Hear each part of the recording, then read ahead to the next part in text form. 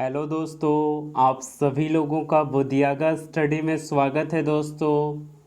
तो आज हम लोग पढ़ने वाले हैं दोस्तों साइंस का चैप्टर जो कि पढ़ने वाले हैं आज हम लोग नोवेल गैस। क्या पढ़ने वाले हैं हम लोग दोस्तों? Noble gas. नोवेल गैस, अक्रिय गैस, इसी का सब अन्य नाम है। अक्रिय गैस, आदर्श गैस, आदर्श gas, inert gas, inert gas, noble निष्क्रिय। सब ध्यान रखिएगा दोस्तों, निष्क्रिय गैस। आज हम लोग पढ़ने वाले हैं क्या? तो आज हम लोग पढ़ने वाले हैं दोस्तों नोबेल गैस के बारे में। तो शुरुआत करते हैं दोस्तों नोबेल गैस के बारे में। तो उससे पहले बता दें, ये हमारे चैनल का नाम है दोस्तों बुधियागा स्टडी। तो ध्यान रखिएगा, अगर इस चैनल के माध्यम से आपको पढ़ाई अच्छी लगे दोस्तों तो आप ज़रूर इस चैनल को लाइक कीजिएगा, सब्सक्राइब कीजिएगा और दोस्तों में शेयर कीजिएगा दोस्तों। ये हमारे चैनल का लोगो है दोस्तों, ध्यान रखेंगे।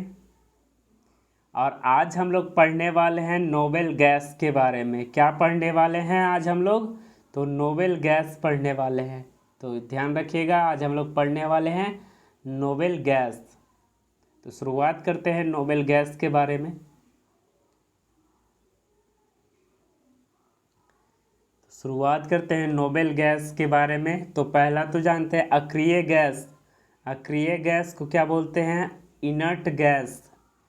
तो इसका नाम क्या क्या है? अक्रिय गैस, अंग्रेजी में इनर्ट गैस, और अलग और भी नाम है निष्क्रिय गैस, आदर्श गैस,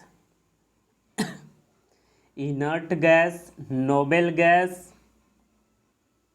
तो ध्यान रखिएगा, इसका अन्य नाम क्या क्या है? अक्रिय गैस, इनर्ट गैस, निष्क्रिय गैस, आदर्श गैस, इनर्ट गैस और नोबेल गैस। तो ध्यान रखिएगा, अक्रिय गैस का अन्य नाम भी है। अब आगे बढ़ते हैं। अब बात करें अक्रिय गैसों की संख्या कितनी है। तो अक्रिय गैसों की संख्या कितनी है? तो अक्रिय गैसों की संख्या कितनी है? 6 हैं। अक्रिय गैसों की संख्या कितनी है? तो 6 हैं, जिसमें पहला है हीलियम। पहला कौन है? हीलियम, जिसका सिंबल He, परमाणु संख्या 2। दूसरा है नियॉन गैस, सिंबल Ne, परमाणु संख्या 10। तीसरा है आर्गन। तीसरा है आर्गन, इसका सिंबल है Ar, इसका परमाणु संख्या कितना है? तो 18। इसका परमाणु संख्या कितना है? तो 18। अब आगे बात करते हैं, चौथा है क्रिप्टॉन। क्रिप्टॉन की बात करें तो क्रिप्टॉन का परमाणु संख्या कितना है? क्रिप्टॉन का सिंबल क्या है? तो Kr। अगर इसकी परमाणु संख्या की बात करें तो परमाणु संख्या कितना है? 36। इसकी परमाणु संख्या कितनी है? तो परमाणु संख्या है 36। अब आगे बढ़ते हैं, आगे है जीनॉन। जीनॉन का सिंबल है Xe। इसका परमाणु संख्या कितना है? 54। इसका परमाणु संख्या कितना है? 54।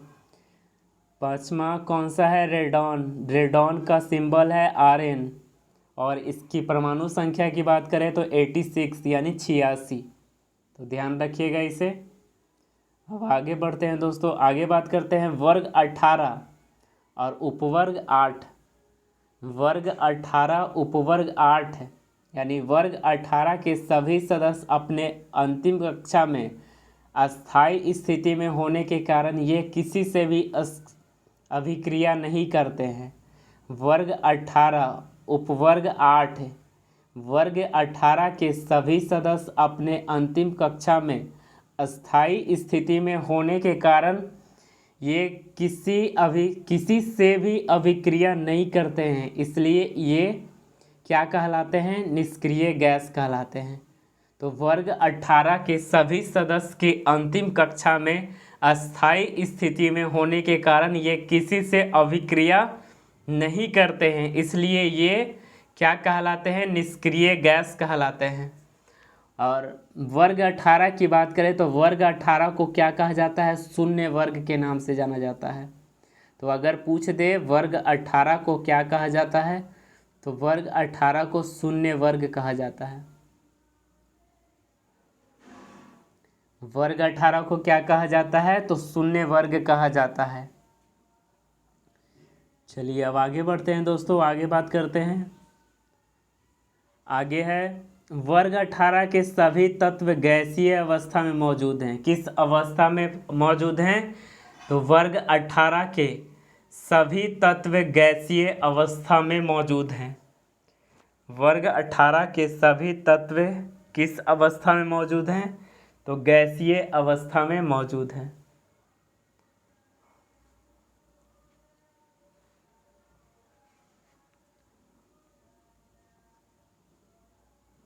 वर्ग 18 के सभी तत्व गैसीय अवस्था में मौजूद हैं। वर्ग 18 के सभी तत्व गैसीय अवस्था में मौजूद हैं। ठीक है, आगे बात करते हैं दोस्तों। तो सभी निष्क्रिय गैस कैसे होते हैं? रंगहीन, स्वादहीन और गंधहीन होते हैं।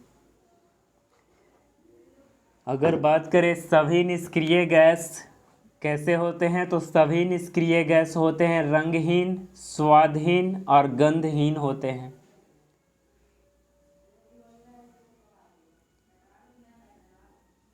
सभी निष्क्रिय गैस रंगहीन, स्वादहीन, गंधहीन होते हैं। वर्ग 18 के सभी तत्व किस अवस्था में मौजूद होते हैं? तो वर्ग 18 के सभी तत्व गैसीय अवस्था में मौजूद होते हैं। तो ध्यान रखिएगा इसे। अब आगे बढ़ते हैं। आगे है सभी निष्क्रिय गैसों के अंतिम कक्षा में 8 इलेक्ट्रॉन होते हैं। आगे बात करते हैं दोस्तों। आगे है सभी निष्क्रिय गैसों के अंतिम कक्षा में कितने इलेक्ट्रॉन होते हैं? तो सभी निष्क्रिय गैसों के अंतिम कक्षा में 8 इलेक्ट्रॉन होते हैं, लेकिन केवल हीलियम में 2 इलेक्ट्रॉन होते हैं। यहाँ लिख लीजिएगा दोस्तों नोट में। तो यहाँ नोट में केवल हीलियम में 2 इलेक्ट्रॉन होते हैं। ठीक है, इसे ध्यान रखिएगा। आगे बढ़ते हैं दोस्तों, आगे बात करते हैं। हीलियम पूरे ब्रह्मांड में हाइड्रोजन के बाद सबसे ज़्यादा पाया जाने वाला तत्व है। हीलियम जो है पूरे ब्रह्मांड में हाइड्रोजन के बाद सबसे ज़्यादा पाया जाने वाला तत्व है। हीलियम पूरे ब्रह्मांड में हाइड्रोजन के बाद सबसे ज़्यादा पाया जाने वाला तत्व है। ठीक है, इसे ध्यान रखिएगा। आगे बात करते हैं दोस्तों। वायुमंडल में सबसे ज़्यादा पाया जाने वाला कौन सा गैस है? आर्गन। वायुमंडल में सबसे ज़्यादा पाए जाने वाला निष्क्रिय गैसों में कौन है? तो आर्गन है।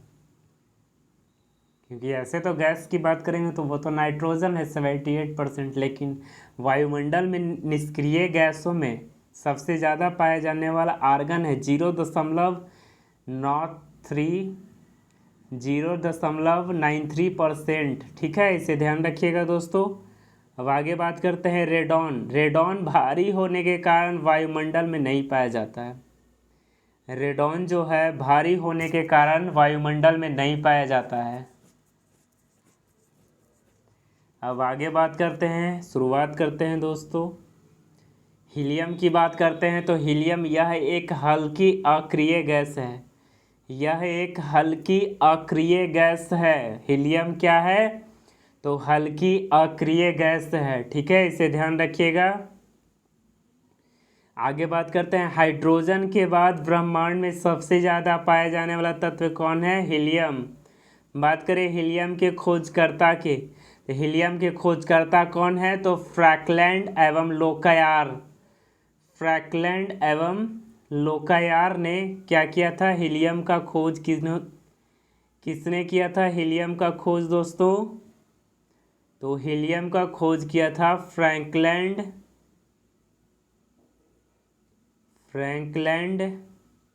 एवं लोकायार। लोकायार। ठीक है, इसे ध्यान रखिएगा दोस्तों। और आगे बढ़ते हैं। हीलियम का उपयोग कृत्रिम सांसों में ऑक्सीजन के रूप में किया जाता है।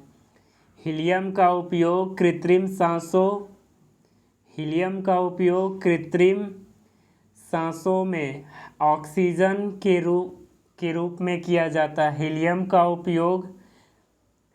का उपयोग कृत्रिम सांसों में ऑक्सीजन के रूप में किया जाता है। ठीक है, इसे ध्यान रखिएगा दोस्तों। आगे बढ़ते हैं दोस्तों। वायुयान यानी हवाई जहाज के टायरों में हवा भरने के लिए किसका इस्तेमाल किया जाता है? तो हीलियम का किया जाता है। वायुयान के टायरों में हवा भरने के लिए किसका उपयोग किया जाता है? तो यूज किया जाता है हीलियम का। ठीक है, अच्छा बताइएगा क्यों किया जाता है वायुयान के टायरों में हवा भरने के लिए हीलियम का उपयोग? तो इसे इसलिए उपयोग में किया जाता है कि हमने आपको अभी पढ़ाया कि ये सबसे हल्का होता है और ज्वलनशील नहीं होता है। हाइड्रोजन के मुकाबले ये ज्वलनशील नहीं होता है और ब्रह्मांड में सबसे ज़्यादा पाया जाता है हाइड्रोजन के बाद कौन पाया जाता है? हीलियम। और आगे बढ़ते हैं। मौसमी गुब्बारा में क्या भरा जाता है? तो मौसमी गुब्बारा में भी क्या भरा जाता है? हीलियम भरा जाता है। ठीक है, इसे ध्यान रखिएगा, हीलियम भरा जाता है। चलिए आगे बात करते हैं दोस्तों। आगे है नियॉन। अगर नियॉन की बात करें दोस्तों तो नियॉन गैस का इस्तेमाल जो है प्रदीप्ति लाइटों में किया जाता है। आप बताइए प्रदीप्ति लाइट क्या है? तो प्रदीप्ति लाइट कभी आपने किसी शॉप के आगे देखा होगा, कोई लाइट बोर्ड वगैरह लगा होगा, और नहीं तो बल्ब में भी लगाया जाता है। जैसे ट्यूबलाइट वगैरह हो गए, उसमें भी प्रदीप्ति लाइटों में नियॉन गैस का इस्तेमाल किया जाता है। और आगे बढ़ते हैं। विज्ञापनों में प्रयोग किए जाने वाले लैंपों में नियॉन गैस का प्रयोग किया जाता है। विज्ञापन अभी हमने आपको बताया, जो बोर्ड होता है किसी शॉप के आगे देखते हैं, उसमें जो लाइट जलता है तो उसके अंदर ज़्यादा चमक आने के लिए कौन सा गैस का प्रयोग किया जाता है? तो नियॉन गैस का प्रयोग किया जाता है। विज्ञापनों में प्रयोग किए जाने वाले लैंपों में नियॉन गैस का प्रयोग किया जाता है। आगे बढ़ते हैं। हवाई अड्डा में संकेतक के रूप में, हवाई अड्डा में, वहाँ तो आपको बताया कि वायुयान के टायरों में कौन सा गैस भरा जाता है? तो हीलियम। और यहाँ पूछ रहा है हवाई अड्डा में संकेत यानी सिग्नल के रूप में किस गैस का इस्तेमाल किया जाता है? तो नियॉन गैस का इस्तेमाल किया जाता है। ठीक है, चलिए अब आगे बढ़ जाते हैं। आगे बात करते हैं आर्गन की बात करें दोस्तों तो आर्गन की बात करते हैं। तो आर्गन की खोज किसने किया था? तो आर्गन की खोज किया था रैमजे ने। आर्गन की खोज किसने किया था? तो रैमजे ने किया था। ठीक है, इसे ध्यान रखिएगा। आर्गन की खोज किसने किया? तो आर्गन की खोज किया रैमजे ने। अगर बात करें, आगे बढ़ते हैं। आर्गन वायुमंडल में सर्वाधिक मात्रा में पाया जाने वाला एक निष्क्रिय गैस है।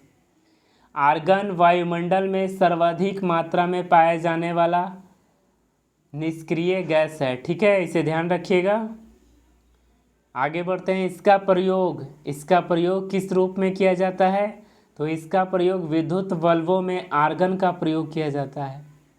विद्युत बल्बों में किसका प्रयोग किया जाता है? तो आर्गन का प्रयोग किया जाता है। और प्रदीप्ति लाइटों में किसका उपयोग किया जाता है? तो प्रदीप्ति लाइटों में नियॉन का प्रयोग किया जाता है। तो ध्यान रखिएगा, आर्गन का प्रयोग किस रूप में करते हैं? तो आर्गन का प्रयोग विद्युत बल्बों में आर्गन का प्रयोग किया जाता है। ठीक है, इसे ध्यान रखिएगा। और वेल्डिंग में आर्गन निष्क्रिय गैस का प्रयोग किया जाता है। कभी देखे होंगे लोहार के यहाँ, लोहा दुकान वाले के यहाँ जो वेल्डिंग करता है, तो वेल्डिंग में भी आर्गन के रूप में आर्गन निष्क्रिय गैस का प्रयोग किया जाता है। ठीक है, इसे ध्यान रखिएगा। अब आते हैं जीनॉन की बात करें दोस्तों तो यह सबसे अधिक यौगिक बनाने वाला निष्क्रिय गैस है। जीनॉन जो है सबसे अधिक यौगिक बनाने वाला निष्क्रिय गैस है। जीनॉन जो है यह सबसे अधिक यौगिक बनाने वाला निष्क्रिय गैस है। अब आगे बढ़ते हैं, आगे बात करते हैं। आगे है, जीनॉन को अजनबी गैस या स्ट्रेंजर गैस के नाम से भी जाना जाता है। जीनॉन को अजनबी गैस या फिर स्ट्रेंजर गैस के नाम से भी जाना जाता है। ठीक है, इसे ध्यान रखिएगा। जीनॉन को अजनबी गैस या फिर स्ट्रेंजर गैस के रूप में जाना जाता है। ठीक है, इसे ध्यान रखिएगा। चलिए आगे बढ़ते हैं, आगे बात करते हैं रेडॉन की। तो रेडॉन एक रेडियो सक्रिय निष्क्रिय गैस है। रेडियो सक्रिय निष्क्रिय गैस है। रेडॉन कैसा है? तो रेडॉन एक प्रकार का रेडियो सक्रिय निष्क्रिय गैस है। यह भारी होने के कारण वायुमंडल में नहीं पाया जाता है। रेडॉन का उपयोग कैंसर के इलाज में किया जाता है। रेडॉन का उपयोग किस रूप में किया जाता है? तो कैंसर के इलाज में रेडॉन का प्रयोग किया जाता है। नोट, चूँकि निष्क्रिय गैस का अंतिम कक्षा भरा होता है, इसलिए इसकी संयोजकता क्या होती है? शून्य होती है। अगर एग्जाम में पूछ दे कि निष्क्रिय गैसों का अंतिम कक्षा भरा होता है, इसलिए इसका संयोजकता क्या होता है? तो इसका संयोजकता शून्य होता है। ठीक है, इसे ध्यान रखिएगा। अब आगे बात करते हैं मरकरी ट्यूबलाइट। तो मरकरी ट्यूबलाइट देखे होंगे आपने। तो ट्यूबलाइट ऐसा होता है, इधर यहाँ ट्यूब लगता है, तो ध्यान रखिएगा। ट्यूबलाइट की बात करें तो ट्यूबलाइट यानी मरकरी की बात करें तो पारा का वाष्प प्लस आर्गन डाला जाता है। मरकरी में पारा का वाष्प प्लस आर्गन गैस भरा जाता है। ठीक है, इसे ध्यान रखिएगा। अब आगे बढ़ते हैं, बल्ब में अक्रिय गैस भरने का कारण क्या है? बल्ब में अक्रिय गैस भरने का कारण क्या है? तो बल्ब का जीवन काल बढ़ाने के लिए बल्ब में क्या भरा जाता है? अक्रिय गैस। अक्रिय गैस भरा जाता है। ठीक है, और अक्रिय गैस में कौन सा गैस? तो आर्गन। ठीक है, ध्यान रखिएगा इसे दोस्तों। चलिए आगे बढ़ते हैं। चलिए, अब यहीं पे अक्रिय गैस ख़त्म हो चुका है। तो आज का टॉपिक दोस्तों यहीं तक रखते हैं। और अगर आपको इस चैनल के माध्यम से आपको पढ़ाई अच्छी लग रही हो दोस्तों, तो आप हमारे चैनल को ज़रूर लाइक कीजिएगा, सब्सक्राइब कीजिएगा बोधियागा स्टडी को। तो आज का टॉपिक और चैनल यहीं रखते हैं, फिर मिलते हैं दोस्तों अगले दिन नए टॉपिक के साथ।